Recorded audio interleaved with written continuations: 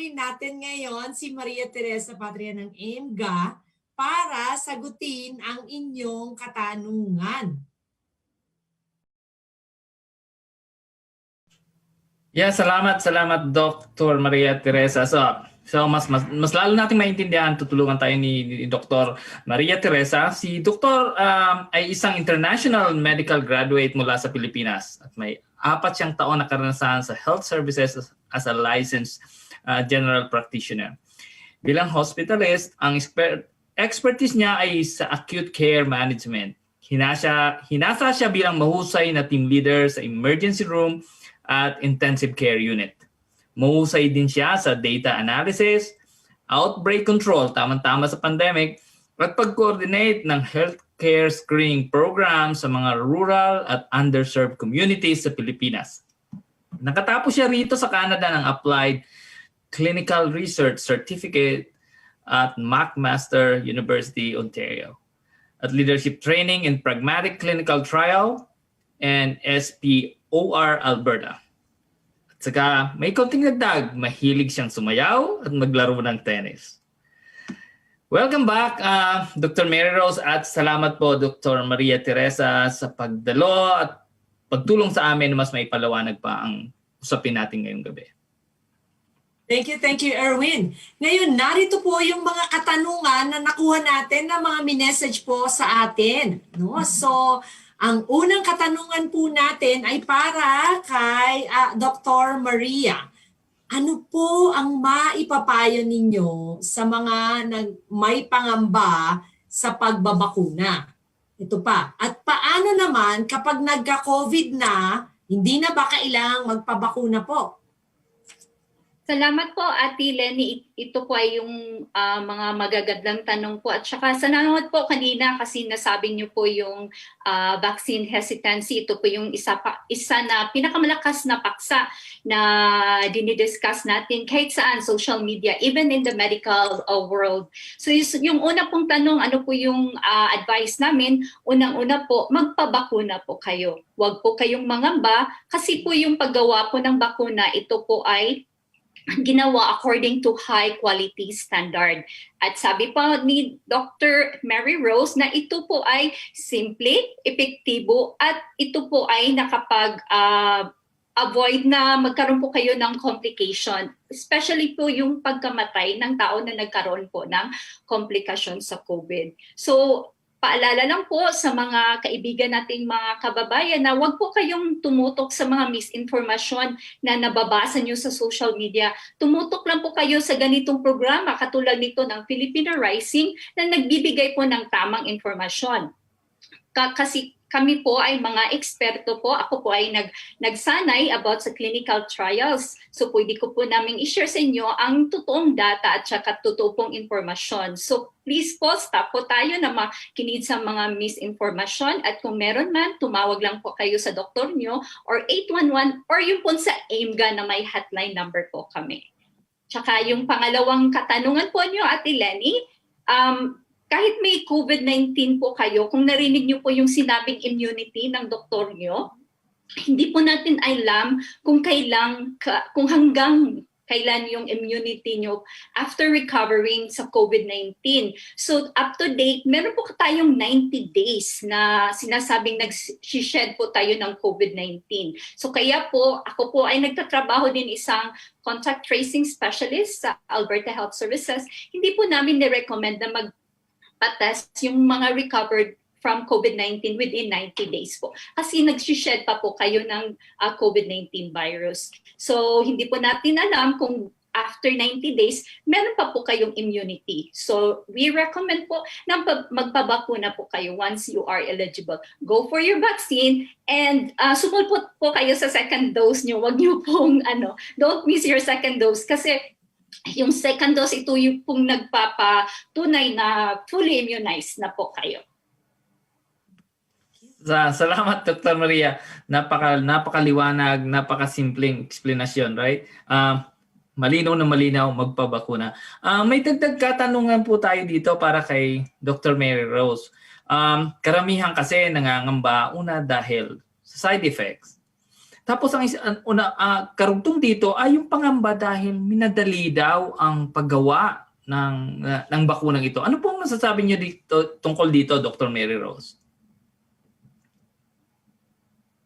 So ang Canada ay kinikilala para sa mataas na pamantayan para sa pagsusuri, pag-aproba, at yung mga sistema ng pagsubaybay sa mga bakuna. Ang mga bakuna lamang na ligtas at mabisa ang naaprubahan na gamitin dito sa Canada.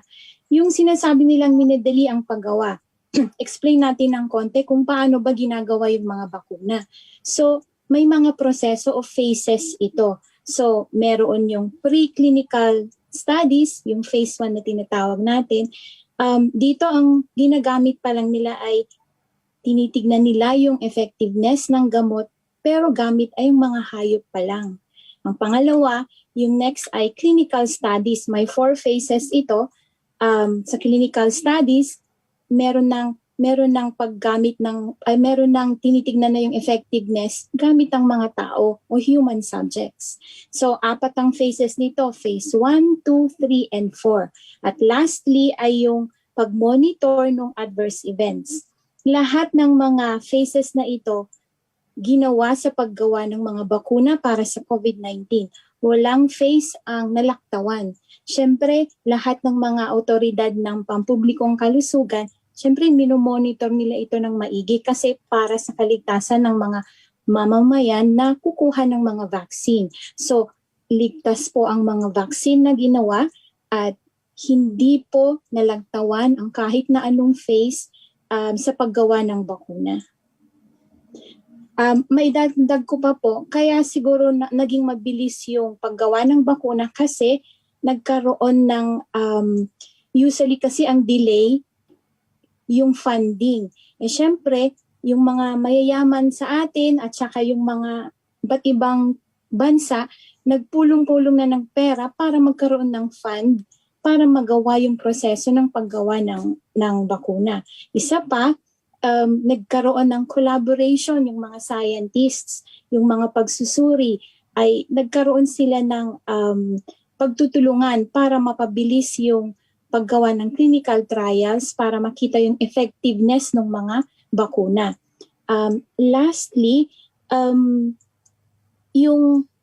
yung paggawa ng bakuna, meron na silang platforms na nagawa. May existing platforms na kagaya nung paggawa sa bakuna ng Ebola, pwede na vector-based, meron na silang platform kaya mas mabilis na yung paggawa nila doon sa mga bakuna ng COVID-19 kasi meron ng existing na platforms na ginamit nila.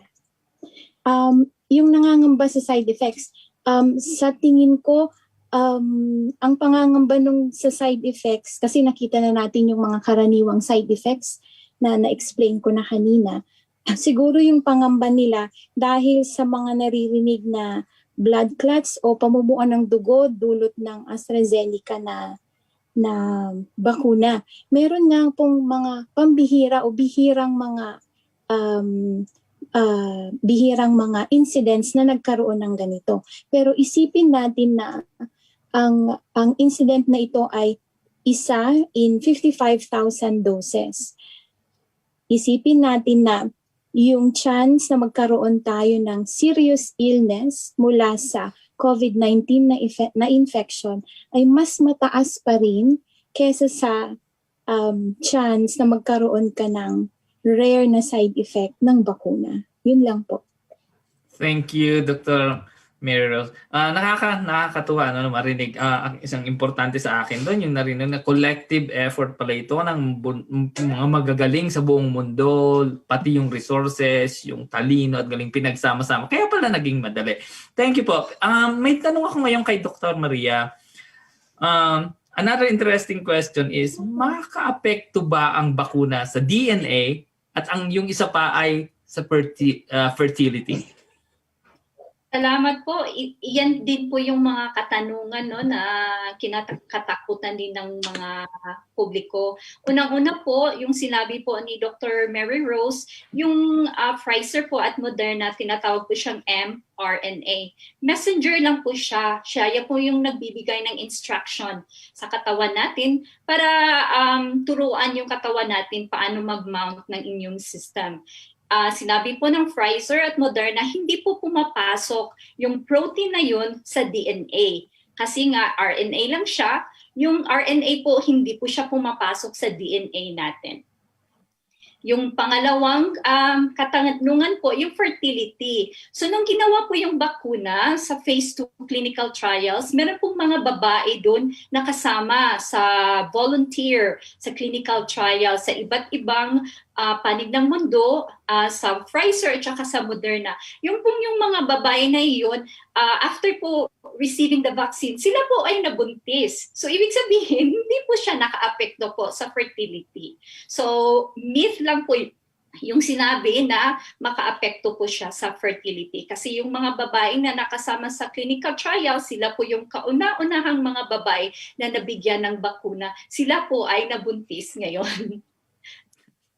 Napakaganda nun. Kaibigang Erwin, sorry, talagang mapapasingit ako dun sa...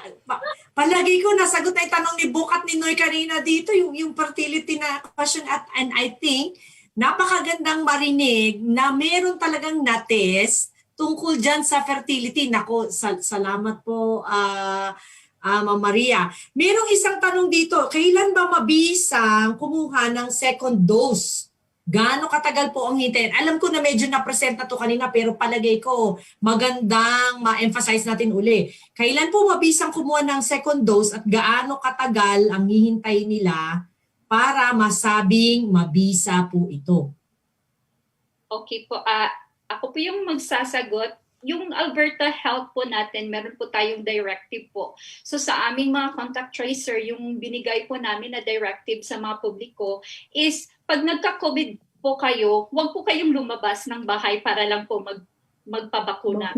Stay at home lang po kayo. Tapusin niyo po yung isolation period nyo po after 10 days. After 10 days po na okay na kayo, tapos na yung isolation period nyo. At saka paalala lang po, pag sinabi pong isolation period, ito po ay according to Public Health Act, mandatory po ito. Pag sinuway nyo po ito, if you violate this, magkakaroon po kayo, tatanggap po kayo ng sulat galing sa Medical Officer of Health. So please po, wag po kayong hindi po tayo magpasaway po. So after that po, after 10 days of isolation, pag okay na po kayo, wala na kayong fever, mabuti na yung pakiramdam na po ninyo, magpabook na po kayo sa bakuna nyo. So, kailan po yun magiging fully immunized? So, yung fully immunization natin, sinabi ng Alberta Health, you are considered fully immunized after 14 days in your second dose po. At saka, hanggang ngayon po, hindi pa natin alam kung ano yung long-term protection ng bakuna. So we are still undergoing study. So sinabi po ni Dr. Mary Rose na nasa phase 3 clinical trials po tayo. So nagagather pa po ng mga data, informasyon yung mga eksperto natin tungkol kung hanggang kailan po tayo protected po ng bakuna. Salamat, klaro yun. So 14 days, tapos second dose, at nilista ko talaga yung 10-day isolation na mandatory. Naku, gusto kong ipaalala uli yun sa ating lahat na mga nakikinig kasi baka tama ka, Maria, na huwag naman pasaway, hindi ba? Thank you very much po. Erwin, meron ba tayong ibang mga tanong pa dyan? Unang-una, gusto ko din paalalahan ng sarili ko. No? Yung pala maaari kang magkaroon ng karampatang pagdidisiplina mula sa gobyerno siguro dahil pag hindi mo sinunod ang mga patakaran at alintuntunin o ukol dito sa ano. Mayroon pang tanong dito mula sa Facebook. Sabi, Mary Rose, kung gusto mo, ang tanong ay, paano yung magpapabakuna ba ang isang buntis o balak magbuntis? Maraming salamat sa iyong tanong. Maraming ang nagtatanong dyan. Sa katunayan, meron nga kaming napanood na webinar ng isang doktor na researcher with University of Calgary tungkol sa bakuna at ang mga buntis. Inire-recommend po na magpabakuna ang mga buntis o kaya yung mga nagbabalak pang magbuntis. Actually, sa study sa Israel, nakita nila na yung antibodies na na-form ng mother ay pumupunta sa sanggol o sa fetus. So, nagkakaroon, ang tawag na ngayon dito ay neutralizing antibodies at nagiging protection ito ng fetus pag siya ay naisilang na. So, nire-recommend talaga na magpabakuna ang mga buntis. Wala pong sinasabi na tamang time para magpabakuna. Maaaring magpabakuna ka pag nagbabalak kang magbuntis o kahit na anong buwan sa iyong pagbubuntis, pwede ka ring magpabakuna. Ang isipin mo lang ay yung timing. Kasi pag buntis, may mga regular na bakuna na natatanggap, kagaya ng tetanus. So kapag natanggap mo yung tetanus na vaccine, dapat within 14 days, huwag ka munang magpabakuna ng COVID-19 na bakuna. Kapag nauna naman yung COVID-19 na bakuna mo, dapat mag-antay ka ng 28 days after nung bakuna mo sa COVID-19 bago ka magpabakuna nung regular na bakuna mo sa pagbubuntis. Salamat po. Sibisingit na naman ako. Inunahan ko si Erwin. Kasi yung tinatawag dyan sa hindi po ako buntis, announcement, magagalit yung mga grown-ups ko. But yung pagitan ng araw ng pagpabakuna, kasi bago po ako nagpa-vaccine, nagpa-shingles vaccine ako. So ganun nga, naghintay po ako ng ilang linggo bago po ako nagpa-schedule nung aking first dose. Klarong-klaro talaga. Salamat po, Dr. Mary Rose. Meron pa yatang isang tanong po dito. Yung mga vaccine na available, effective din ba ito sa mga bagong variant? Dr. Mary Rose, baka meron ka pong gustong sabihin dyan. Sige. Siyempre, na-expect nila na magkakaroon ng mutation yung COVID-19 na virus. Expected nila yon.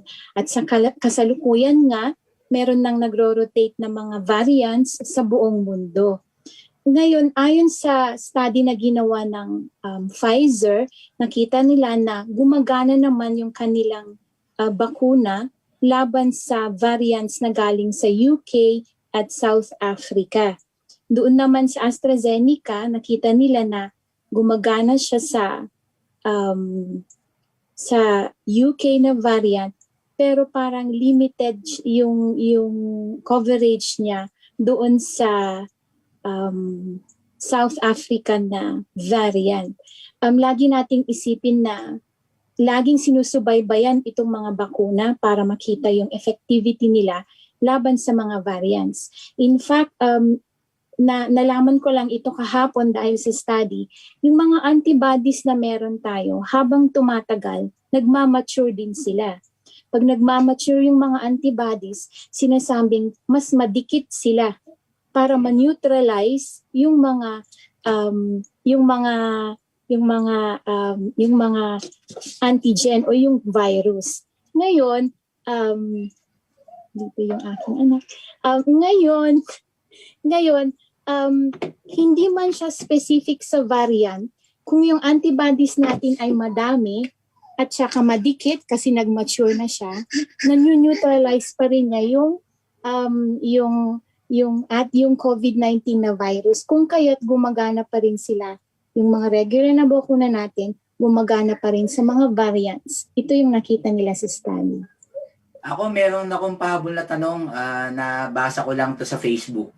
So, may nag-message sa atin sa Facebook. So, isa pang tanong, kung Pfizer ang unang tinurok sa'yo, pwede bang Moderna ang kasunod or vice versa? Alam mo na nasa study tayo ngayon. Kasi dahil nagkaroon ng shortage ng supply ng AstraZeneca, sinisave na nila ngayon yung lahat ng mga doses para sa second dosing ng mga nakakuha ng AstraZeneca sa Ito first po yan dose. Sa Alberta. Oo, dito sa Alberta. Ngayon, dahil nga baka magkulang, ang tinitignan nila ngayon yung study sa UK kung pwedeng mag-mix ng doses ng vaccines.